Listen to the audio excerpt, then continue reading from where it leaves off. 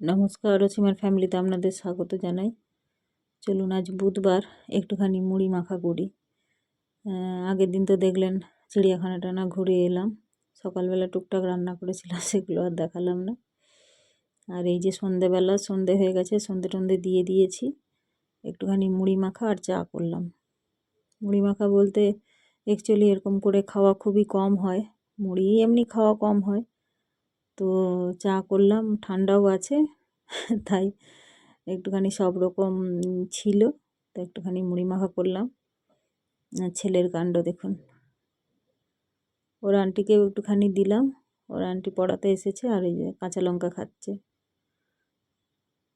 তো আমার তো ভয় লাগছে, কিরে এতটা খেয়ে নিলি, ঝাল লাগছে না?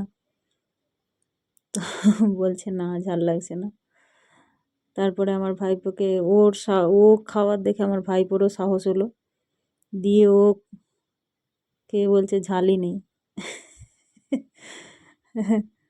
না হলে বাচ্চারা মুখ জ্বলে যেত, ও কোনো রিয়াক্টই করেনি, আর একদম নরম তো তাই। মা ওরা চলে যাবে তাই একটুখানি চলে যাবে বলে নয়, সবাইয়েরই জন্য একটুখানি মটন আনালাম। যে আজ মানে বুধবার, কাল বৃহস্পতিবার আর শুক্রবার সকালেই চলে যাবে, তো আর বানানোর সময় পাবো না। তো একটুখানি ওর বাবা মাংস এনে দিল, দিয়ে এই যে বসিয়ে দিয়েছি। একটুখানি ভাতও করেছি, মানে বসিয়েছি। আর ওই 1 প্যাকেট বিরিয়ানি আনতে বলেছি, কারণ আমরা কয়েকদিন আগে প্রচুর বিরিয়ানি খেয়েছি, তাই বললাম যে 1 প্যাকেট নিয়ে আসবে, ওর থেকেই ওই ভাইপো আর আমার ছেলে মেয়ের হয়ে যাবে। তো ওরাও বললো যে হ্যাঁ করতে হবে না, কারণ আমরা ওই রাইস খেয়েছি, যা আগের দিন চিকেন খেলো, যে নিয়ে গেলাম, তো সে প্রচুর রিচ খাওয়া হচ্ছে, তো সেই জন্য। আর এই যে মশলা তুলে দিয়েছি। আর সামনেই তো সংক্রান্তি আছে, মা কিছুতেই থাকতে চাইছে না, কারণ ওদিকেও গ্রামের দিকে তো বেশি পুজো, অনেক নিয়ম কানুন আছে, তো সেই জন্য আটকাতেও পারছি না। আর ভাইপোরও পড়াশোনা নষ্ট হচ্ছে, মানে এখন নতুন সবে স্কুল খুলেছে, টিউশন আরম্ভ হয়ে গেছে, তো দাদা বৌদি ফোন করছে বারবার।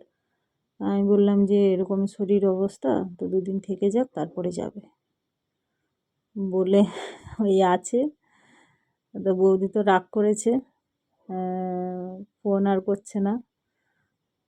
তো যাই করুক, কিছু করার নেই।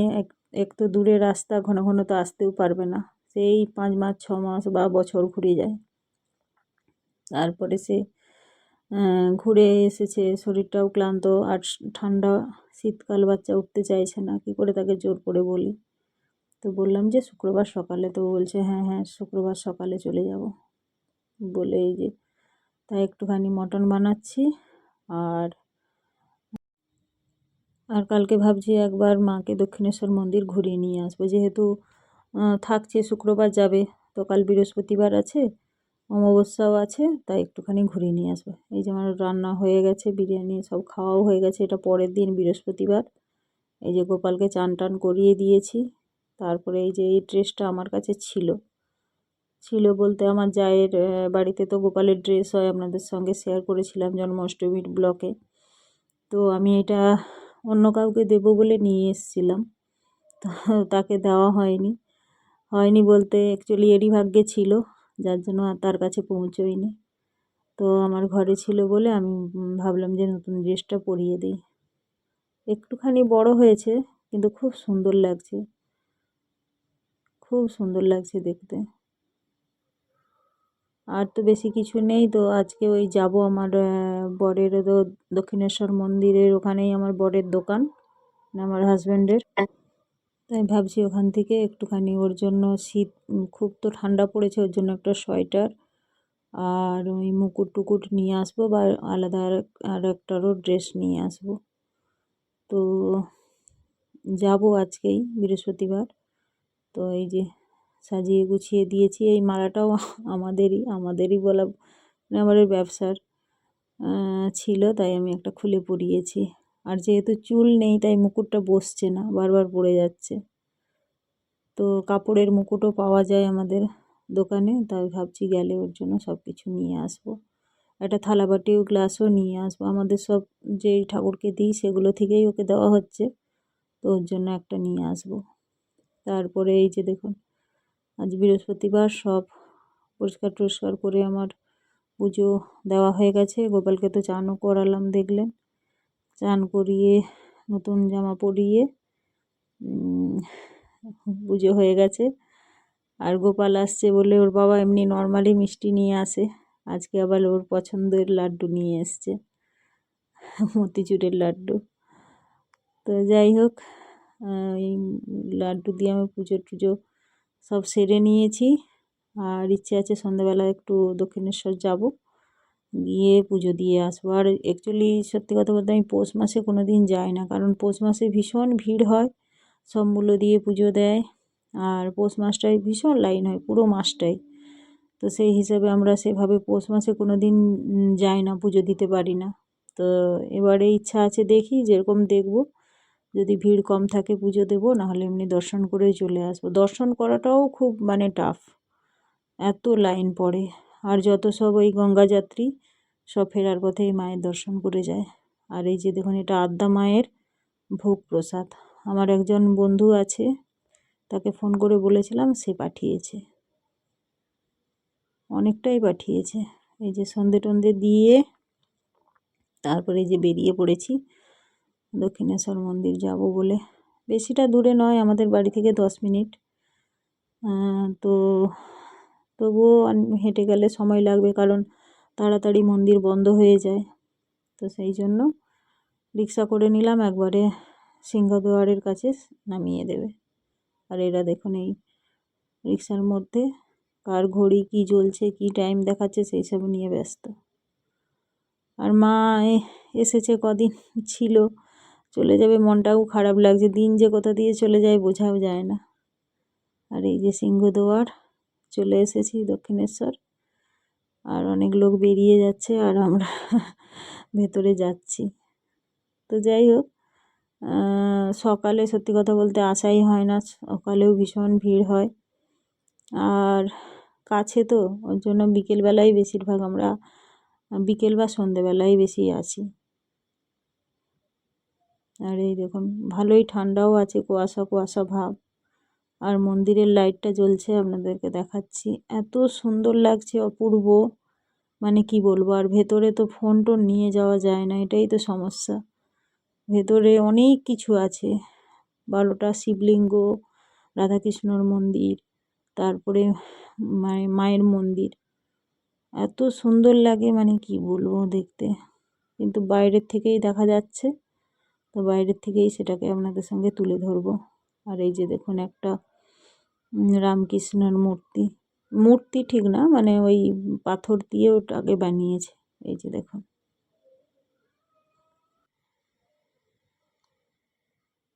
যে ছেলে আর ভাই বই যে দেখুন চলে গেছে ওখানে। ওদের আর তোর সইছে না, ওরা চলে যাচ্ছে বাবার দোকানে। এখানেই আমার হাজব্যান্ডের দোকান আছে, তো ওরা চলে যাচ্ছে ওই দোকানে। আমরা বললাম যে ঠিক আছে তোরা যা, আর আমরা একটুখানি এখান থেকে ছবি কটা তুলে নিই, একটুখানি ভিডিও করে নিই, কারণ ফোন রেখে আবার তো, মানে ফোন দোকানে রেখে পুজো দিতে যেতে হবে, তো কিছুই তো দেখতে পাবো না। আবার আস্তে আস্তে বেশি যদি ভিড় হয়, তখন আবার সব বন্ধ হয়ে যাবে, কিছুই দেখতে পাবো না। তাই বলে এলাম। এখান থেকে দেখা যাচ্ছে ঠিক, কিন্তু গাছপালা প্রচুর। আর এটা দেখুন, পীর বাবার কবরস্থান না কি বলে, এখানেও পুজো হয়।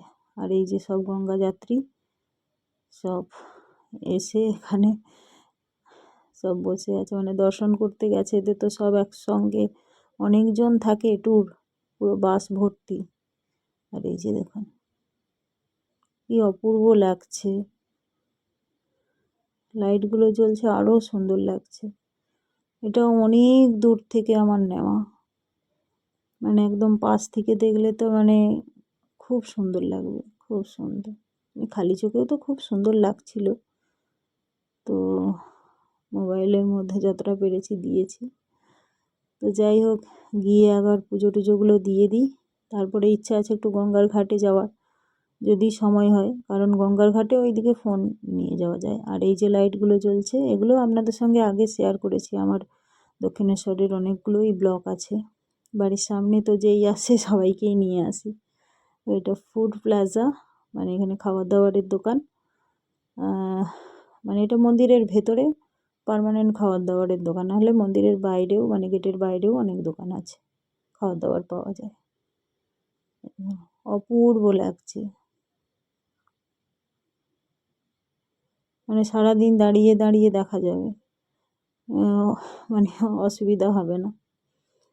যাই হোক, এরকম তো হয় না সময়। আর এই যে আমার হাজব্যান্ডের দোকান। এখানে যাবতীয় মন্দিরে যাবতীয় জিনিসপত্র সব কিছু পাওয়া যায়, বাচ্চাদের খেলনা থেকে শুরু করে। একাত্রা আইটেম নয় যে বলা যাবে, তো প্রচুর জিনিস পাওয়া যায়। তো লোক আছে, থাক, আমরা ফোন রেখে দিয়ে পুজো দিতে যাই। পুজো দিয়ে চলেও এসেছি। এবারে বাড়ি যাওয়ার বাড়ি। হুইসেল অলরেডি পড়ে গেছে, 8টা বাজতে যায়। তো এই যে আমরা বেরিয়ে পড়েছি। ও দোকান গোছাচ্ছে, মানে বাড়ি যাবে। তো আমরা গাড়িতে তো হবে না সবার, তো আমরা বললাম যে আমরা তাহলে বেরিয়ে টোটো করে বাড়ি চলে যাই, আর তুমি চলে আসো। আর এই যে ছেলে দেখুন, কালা সাদা ডিজাইন করে করে পা ফেলছে।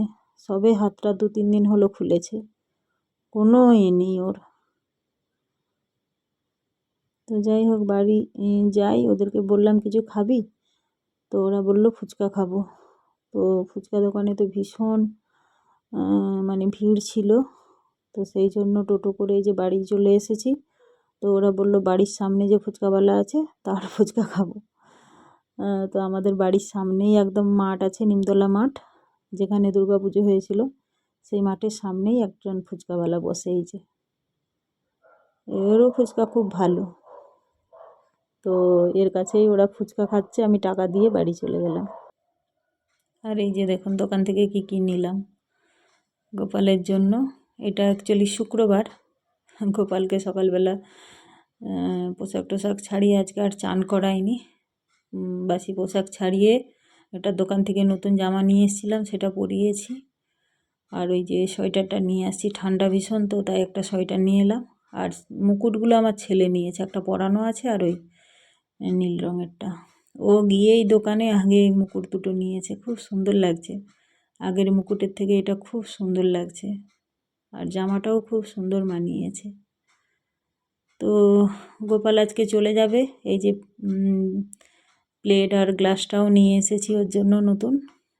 তো আজকে চলে যাবে। যারা দিয়ে গেছিলো তারা বাড়ি চলে এসেছে। তো সকালেই বলছিল যে নিয়ে যাব, কারণ পরের দিন আবার শনিবার আছে। তো আমি বলি ঠিক আছে, নিয়ে যাবেন। আর এই যে দেখুন, আজকে মানে ওই 12ই জানুয়ারি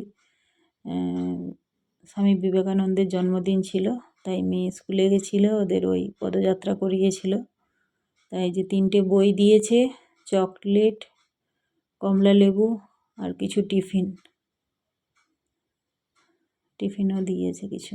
এই যে, তো যাই হোক, ভিডিওটা যদি ভালো লেগে থাকে অবশ্যই লাইক করবেন, আর সঙ্গে থাকবেন। আর ভালো লাগলে অবশ্যই একটা লাইক করবেন। মা চলে যাবে, মনটাও খারাপ লাগছে, আর গোপালও চলে যাবে, আরও বেশি মনটা খারাপ লাগছে। তো যাই হোক, আসলে তো যেতেই হবে, কিছু করার নেই, এটাই প্রকৃতির নিয়ম।